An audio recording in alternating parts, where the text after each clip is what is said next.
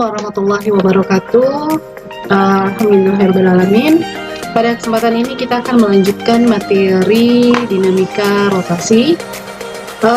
Kita akan bicara tentang energi dalam gerak rotasi. Baik, Ananda semua, semoga Ananda dalam keadaan sehat, tetap semangat, dan kejar cita-citamu dengan semaksimal mungkin walaupun di situasi pandemi. Energi gerak rotasi. Kalau kita bicara tentang energi gerak rotasi, gerak rotasi itu kita bicara di dinamika gerak ya waktu itu. Hanya saja kita tinjauannya adalah gerak translasi.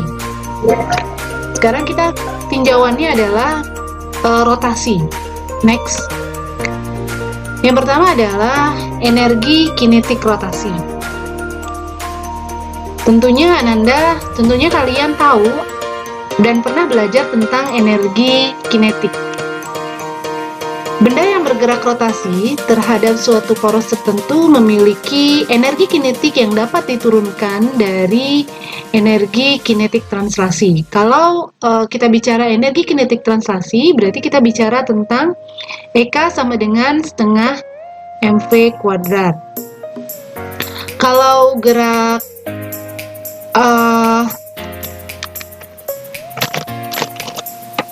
translasi itu, kalau ini lintasan, dia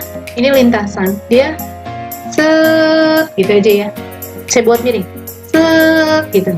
Tapi kalau dia berotasi, berarti anggaplah ini ada jari-jari nih ya. Ini jari-jari, ada jari-jari. Ini ada jari-jari. Berarti kalau dia berotasi, berarti dia ngegelinding.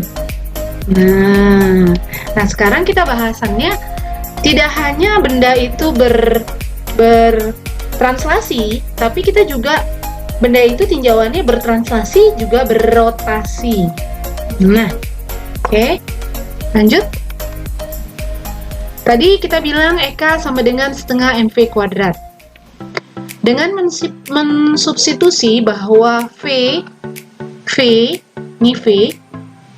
itu sama dengan omega kali R. Omega itu kecepatan sudut, R itu jari-jari. Jadi jari-jari yang kita maksud, kalau yang dimaksud adalah ini yang akan berotasi, berarti jari-jari ini. Oke. Maka didapatkan nilai EK kalau V-nya diganti omega kali R, ini ya. Next. Oke. EK sama dengan setengah mr kuadrat dikali omega kuadrat. Next. Ingat bahwa I momen inersia sama dengan mr kuadrat, sehingga EK rotasi adalah setengah I dikali omega kuadrat. Dengan I adalah momen inersia, omega adalah kecepatan sudut, EK rotasi energi kinetik rotasi. Satuannya joule ya. Next. Energi kinetik benda menggelinding. Berarti dia EK-nya yang tadi saya bilang, yang tadi Ibu bilang, berarti EK-nya dia bertranslasi juga berotasi. Kalau dia translasi, berarti dia berlaku setengah mv kuadrat. Lalu kalau dia berotasi, berarti setengah momen inersia kali omega kuadrat. I adalah momen inersia, berarti tergantung kepada jenis bahannya, jenis bendanya, bukan bahan. Tergantung pada jenis bendanya. Di pertemuan sebelumnya, Ibu memberikan beberapa ada tabel, itu ada tabel bola pejal, silinder pejal, cincin, batang, homogen, dan seterusnya. Porosnya ada di mana. Nah, dia tergantung momen inersianya benda yang mana. Kalau dia benda pojal, berarti ada ketentuannya, gitu ya. Biasanya diberitahu. Next. C. Hubungan kekekalan energi mekanik.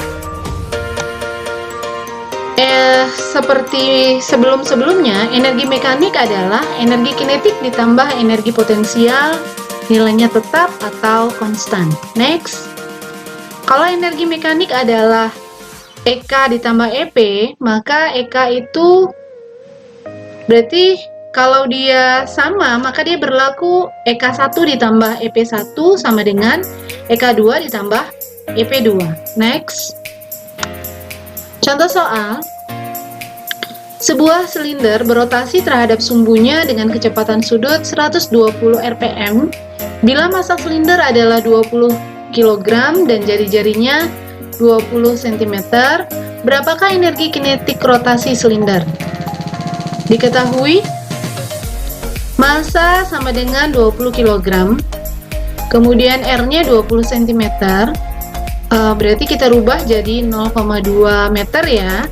Kemudian omeganya 120 rpm, berarti kita rubah dalam putaran per sekon, berarti 120 dibagi 60, maka omega menjadi 2 putaran per sekon dikali 2 pi radian per putaran, maka dapatnya 4 kali 3,14 sehingga nilai omega adalah 12,56 radian per sekon. Next, jika I silinder I-nya itu setengah mr kuadrat,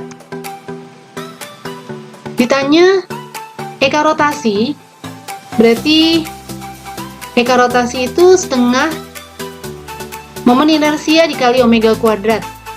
Lanjut, setengah I-nya kita rubah, ini nilai I-nya, kita rubah menjadi setengah mr kuadrat. Omeganya dimasukin, maka nilainya jadi 31,55 Joule. Next, momentum sudut. Momentum sudut dinotasikan dengan L besar, L kapital, dengan satuan kilogram meter kuadrat. Sama halnya seperti dalam gerak lurus, pada pokoknya besaran momentum dan impuls. Benda bergerak lurus memiliki momentum linier. Benda yang bergerak lurus memiliki momentum linier. Next, jika P sama dengan M kali V, ini pengertian impuls dan momentum ya. Masih ingat kan? Untuk benda yang bergerak rotasi memiliki momentum sudut yang didefinisikan sebagai perkalian silang antara momentum linier benda dengan vektor posisinya. Jadi, momentum sudut adalah momentum sudut benda adalah dapat dinyatakan dengan vektor dari L sama dengan vektor dari P itu momentum dikali R. Maka kita dapatkan P dikali R sin theta. Oke, dengan asumsi theta itu 90, maka PR menjadi, kalau P-nya diganti M kali V, maka M kali V kali R sin theta. Sin sin 90 itu 1, maka jadinya M dengan V diganti omega kali R, maka seperti ini. Matematik banget. M/R kuadrat omega, ingat momen inersia M/R kuadrat. Berarti sehingga penulisan momentum sudut benda berotasi dapat dituliskan sebagai L sama dengan momen inersia dikali kecepatan sudut omega. Oke, dengan I adalah momen inersia, omega adalah kecepatan sudut, L adalah momentum sudut. Apabila dalam suatu sistem terdiri dari banyak benda, biasanya dibuat perjanjian. Momentum sudut benda searah jarum jam diberi tanda positif, dan momentum sudut benda berlawanan arah jarum jam diberi tanda negatif. Next. Contoh soal, sebuah benda berbentuk silinder pejal berotasi terhadap sumbunya dengan kecepatan sudut 120 rpm. Bila momen inersia silinder adalah 0,8 kg meter kuadrat, berapakah besar momentum sudut silinder tersebut? Berapakah besar momentum sudut silinder tersebut? Diketahui I-nya 0,8 kg meter kuadrat, lalu omeganya 120 rpm. Seperti biasa kita rubah ya, kita jadikan radian per sekon, maka 120 per 60 itu menit jadi detik ya, dikali 2pi dengan asumsi satu putaran itu 2pi, maka sama dengan 4pi radian per sekon. Ditanya L, besar momentum sudut silinder. Jawab, kalau L sama dengan momen inersia dikali omega, maka momen inersianya 0,8, omeganya 4pi, maka nilainya menjadi 3,2 pi kilogram meter kuadrat per sekon. Oke. Lanjut, hukum kekekalan momentum sudut. Lagi-lagi kita bicara tentang hukum 2 Newton. F sama dengan M kali A. Dapat dituliskan F sama dengan M dV per dt.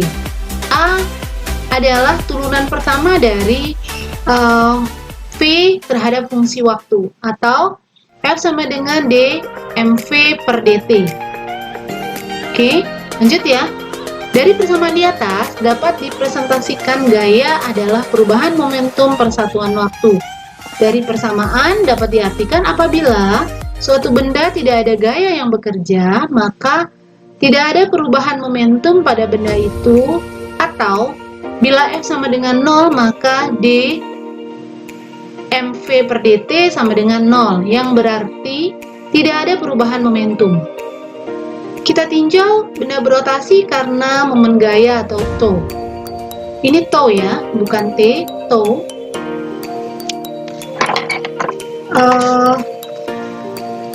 Saya perbaiki ya. Ini tau.